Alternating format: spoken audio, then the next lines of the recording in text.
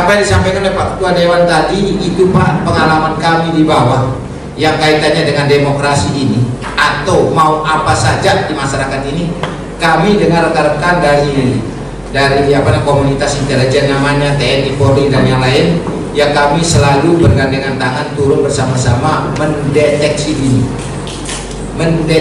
dini, ya termasuk pada saat pilkada serentak tempoh hari Pak. Jadi ada gagasan dari kami setelah kumpul Pak dan setelah kita rapat bagaimana kalau pilkada serentak ini kita lakukan semacam terobosan, karena kebetulan pada saat itu Pak kita pandemi. Jadi kami sepakat untuk menyekat desa yang pilkada itu Pak. Kita sekat. Kenapa kita sekat? Supaya penularan juga corona ini kita bisa eliminir atau minimal kita kecil kalaupun ada. Yang kedua, kita eliminir juga dari sisi keamanan Pak. Karena kalau kita biarkan tetangga desa yang pilkada ini membeludak datang, di situ ajang judi loh Pak. Bapak percaya tidak percaya, besok saya ajak turun gitu kan. Judi yang paling besar dalam pelaksanaan demokrasi ada pada saat kita melakukan pemilihan. Apakah pemilihan pilkadus, pilkasih, pilkades, apa saja sampai pilpahit itu ajang judi itu di situ Pak. Ada berapa desa Pak nantinya? Yang kalau tidak salah kita desanya sekitar 239. Nah, yang akan pilkada serentak 239 lebih dari setengah, karena desa kita Pak 254 desa dan kelurahan, lebih dari setengah, sekitar ya 60% lah desa itu akan pilkada serentak besok Pak. Jadi kalau bapak-bapak ingin membuktikan fakta yang saya ceritakan ini, karena saya pernah jadi camat Pak, jadi di situ besok ajang judi itu luar biasa Pak. Ya, perjudian dalam bentuk uang, dalam bentuk harta benda yang lain Pak. Bahkan yang mudah-mudahan tidak ada yang taruh ke istrinya Pak. Ya ini, dan bahkan itu sangat kejam judi di situ tuh. Bisa dengan saudaranya berjudi, dia saling tebas juga Pak. Nah ini makanya saya terus terang sampai saat ini, jadi pemantauan hal-hal seperti itu oleh kami rekan-rekan komunitas intelijen dan dari pihak keamanan ini, kami kontinu selalu turun untuk mendeteksi, karena ini risikonya berat.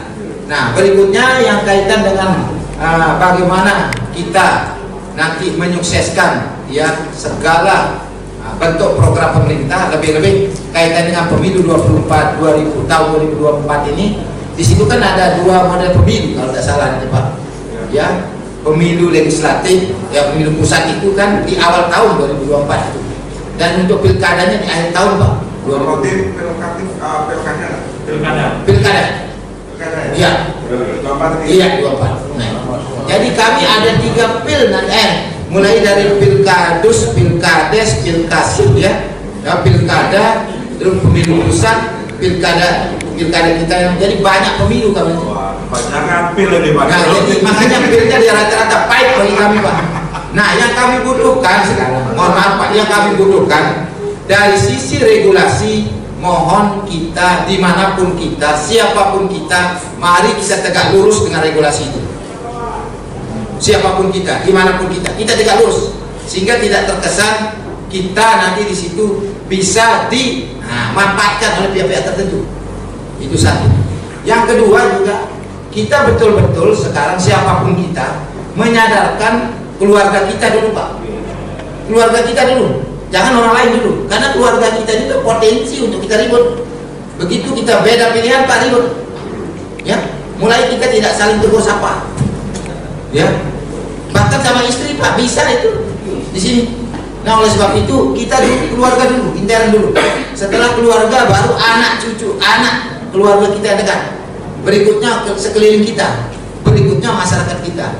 Dan yang menjadi catatan tersendiri bagi kami di Bakes-Pam Polda ini, tolonglah pemuka-pemuka agama atau intelektual kita ini betul-betul kita menyampaikan yang hak sekalipun dia pahit.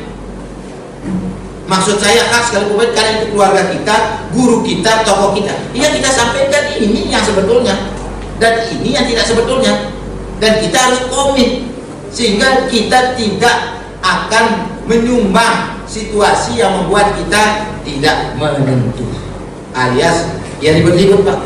Nah, oleh sebab itu harapan kami lewat kesempatan ini, mari ya siapapun kita, berperan dimanapun kita, tujuan kita sama. Kita ingin melihat ya masyarakat kita rukun, tentram, damai, mulai dari tingkat terbawah sampai yang paling atas. Sehingga kita sepakat, mau tokoh di bawah, mau tokoh di tengah, mau tokoh di atas, ayo kita satu nawaitu, satu suara, satu perbuatan. Sehingga kita tidak terkesan nanti yang di bawah ngomongnya begini, yang di tengah ngomongnya begini, yang di atas nanti ngomongnya begitu, begini dan begitu, ya tidak nyambung Pak. Nah, oleh sebab itu harapan kami selaku tentu pembantu pemerintah daerah dalam hal ini yang bertanggung jawab bersama dengan teman-teman penegak hukum APH atau pembantu di bidang politik dan keamanan ini, tentu berharap keinginan kita untuk mengkondisikan wilayah kita harus sama, tidak lagi kita memperlihatkan kotak-kotak kita, perbedaan-perbedaan kita, sehingga dengan demikian insya Allah apa yang akan kita kerjakan akan dapat kita laksanakan. Oleh sebab itu barangkali dari saya